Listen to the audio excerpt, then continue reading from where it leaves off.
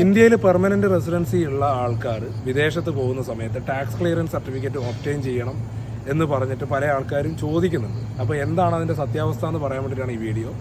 ഇന്ത്യയിൽ നിന്ന് വിദേശത്ത് പോകുന്ന എല്ലാ ആൾക്കാർക്കും ടാക്സ് ക്ലിയറൻസ് സർട്ടിഫിക്കറ്റിൻ്റെ ആവശ്യമില്ല ഇൻകം ടാക്സ് നിയമപ്രകാരം. അത് വേണമെന്ന് പറഞ്ഞിരിക്കുന്ന രണ്ട് കൂട്ടരാണുള്ളത്. അതിലൊരാൾ സീരിയസ് ആയിട്ടുള്ള ഫൈനാൻഷ്യൽ ഇറഗുലാരിറ്റീസ് വരുത്തുകയും അതുമായി ബന്ധപ്പെട്ട് അയാളുടെ ഫിസിക്കൽ പ്രസൻസ് ഈ ടാക്സ് സംബന്ധമായ അന്വേഷണത്തിന് ആവശ്യവുമുള്ള ആൾക്കാർക്കും, അതേപോലെ തന്നെ ടാക്സിൻ്റെ അരിയേഴ്സ് മുൻവർഷങ്ങളിലുള്ള ടാക്സ് അരിയേഴ്സ് 10 ലക്ഷം രൂപയിൽ കൂടുതൽ അടക്കാനുള്ള ആൾക്കാരും ഇന്ത്യ വിട്ട് പോവുകയാണെങ്കിൽ, അത് ടൂറിനായിക്കോട്ടെ അല്ലെങ്കിൽ ബിസിനസ് സംബന്ധമായിട്ടായിക്കോട്ടെ മറ്റെന്തെങ്കിലും പർപ്പസിനായിക്കോട്ടെ, പുറത്തേക്ക് പോകുന്ന സമയത്ത് ഇൻകം ടാക്സ് നിയമപ്രകാരമുള്ള ടാക്സ് ക്ലിയറൻസ് സർട്ടിഫിക്കറ്റ് ഒബ്റ്റെയിൻ ചെയ്യണം എന്നാണ് പറഞ്ഞിരിക്കുന്നത്. അത് ഇടയ്ക്കൊരു ക്ലാരിഫിക്കേഷൻ വന്ന സമയത്ത് അത് മിസ്ഇൻറ്റർപ്രിട്ടേഷൻ നടത്തുകയും അതിൻ്റെ ഭാഗമായിട്ട് ആൾക്കാർക്ക് കൺഫ്യൂഷൻ ഉണ്ടാവുകയും ചെയ്തതാണ്.